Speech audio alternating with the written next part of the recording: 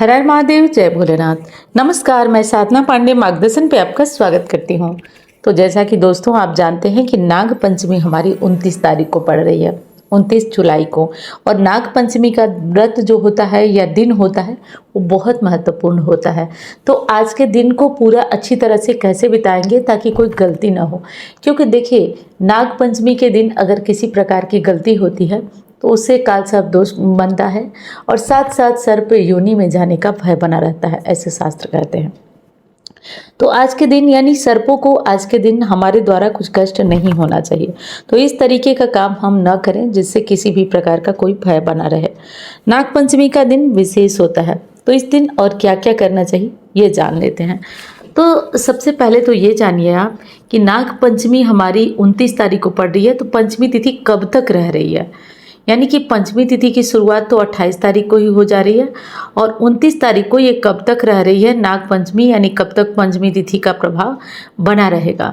तो देखिए दोस्तों, ये तो बहुत महत्वपूर्ण है। और 29 तारीख मंगलवार को मनाया जाएगा श्रावण शुक्ल पक्ष की पंचमी। 28 की रात को ही ये शुरू हो जा रहा है 11:24 पर, और ये ख़त्म हो रहा है 30 जुलाई की रात को 12:46 पर। यानी कि 29 तारीख को पूरे दिन और रात नाग पंचमी मनाई जाएगी, पंचमी तिथि बनी रहेगी। पूजा का शुभ मुहूर्त भी जानेंगे, पूजा विधि भी जानेंगे।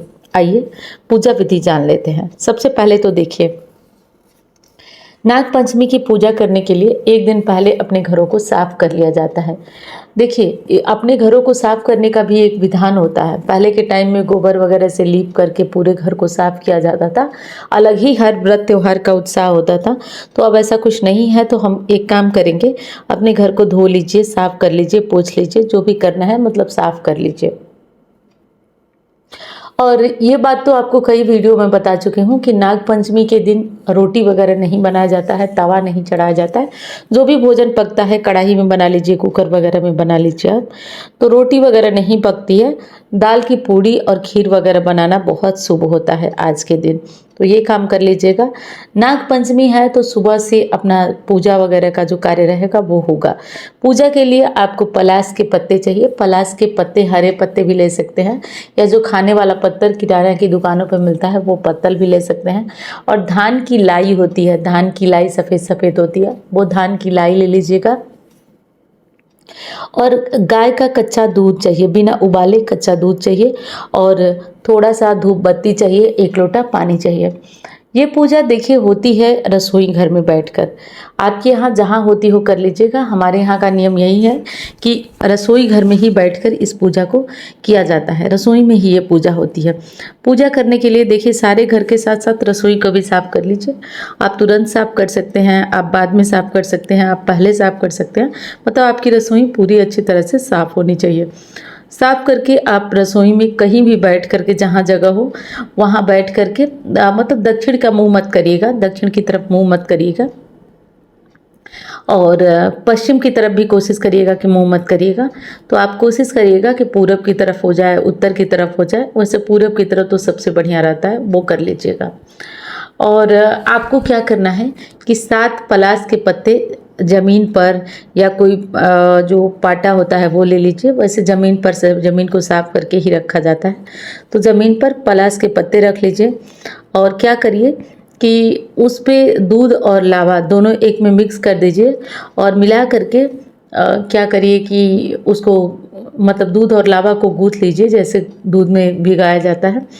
भिगाकर चम्मच से थोड़ा थोड़ा 9 जगह पे चढ़ा दीजिए। और हाँ, नाग पंचमी की वीडियो नहीं मिल रही है आपको, तो नाग पंचमी पूजा विधि मार्गदर्शन सर्च करेंगे तो पुरानी पूजा विधि है, वो वीडियो आ जाएगी, उसे देख भी सकते हैं आप। तो उस तरीके से करके क्या किया जाता है कि नाग पंचमी के दिन पूजा किया जाता है। 7 जगह पे दूध और लावा चढ़ा दिया जाता है। अंत में पानी से 3 बार आचमन किया जाता है। पानी हाथ में लेकर गोल गोल सारे पत्तों की तरफ घुमाया जाता है। तो वो पूजा विधि में करके बताई हूँ, आपको देखना है तो देख लीजिएगा।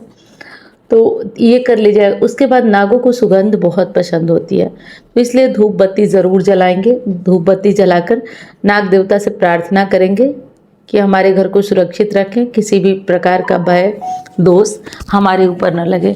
तो ये सोचते हुए हम अपने कार्य को करेंगे और किसी भी तरह की समस्या न आए, इसके लिए हम भगवान से प्रार्थना करेंगे और ऐसा करते हुए हम नागपंचमी की पूजा कर लेंगे। देखिए, इसमें एक चीज़ होती है, कहीं कहीं पे क्या होता है कि काजल से या गोबर से दीवारों पे नाग के चित्र बनाए जाते हैं, टेढ़े टेढ़े जैसे नाग होते हैं, उनकी आकृति बनाई जाती है और बनाकर तब पूजा किया जाता है। लेकिन हमारे यहाँ ऐसा नहीं होता है, केवल इस तरीके से हो जाता है, रख के उनका ध्यान करके और पूजा कर लेने से।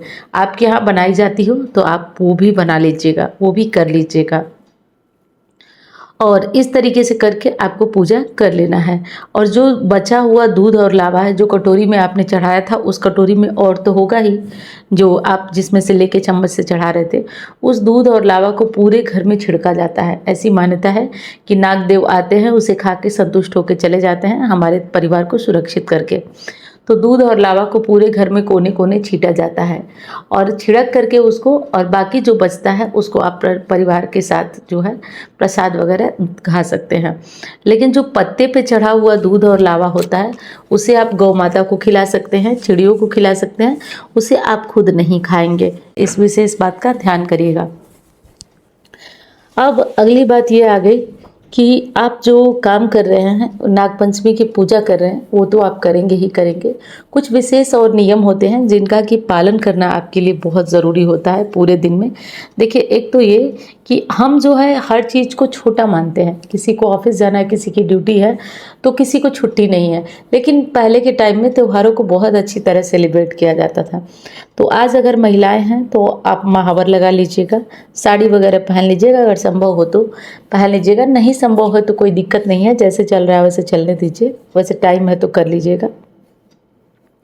आज शिव जी की पूजा ज़रूर करिए, हो सके तो दूध और लावा ले जाकर शिव जी के पास जो नाग लोग रहते हैं, नागदेव लोग, उन नागदेव को जो है दूध और लावा चढ़ा दीजिए, शिव जी की पूजा करिए विधि विधान से। शिव जी की पूजा करने के बाद आप वहाँ नंदी जी की पूजा करें, या पहले नंदी जी की पूजा करें, फिर शिव जी की करें, फिर नागदेव की करें। तो ये कार्य आप कर लीजिएगा।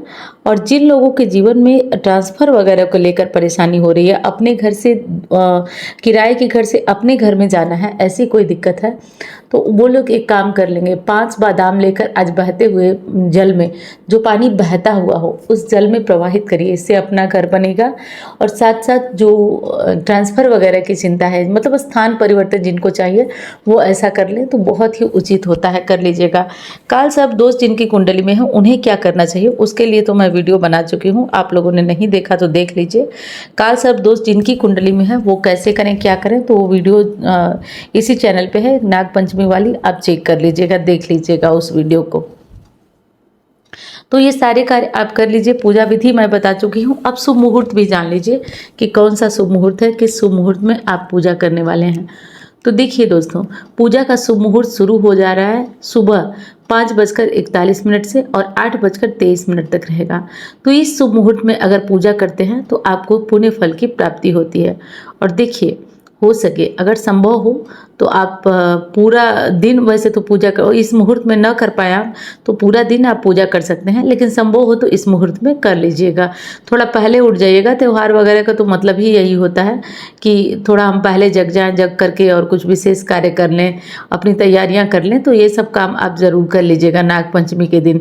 देखिए, एक बात तो मैं बताना भूल गई, आज ना ज़मीन को नहीं खोदा जाता है, तवे को नहीं चढ़ाया जाता है, तवे को गैस पे नहीं चढ़ाया जाता है। ऐसी मान्यता है कि ये तक्षक नाग का फन है, तो उसे बिल्कुल भी गैस पे नहीं चढ़ाया जाता है। और आज एक काम और होता है, एक चीज़ और किया जाता है।